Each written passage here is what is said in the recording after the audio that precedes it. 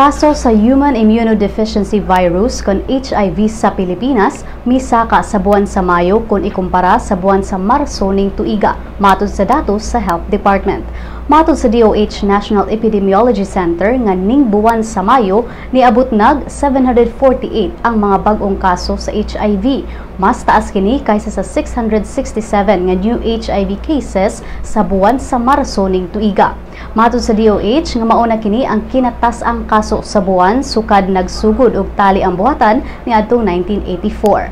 Gikan sa Enero hangtod sa Mayo, dunay 3,157 ka mga HIV cases ang natala ug 2015 sa 2015 ini ang nahimong acquired immunodeficiency syndrome kon AIDS ug 96 na ka mga tao ang namatay.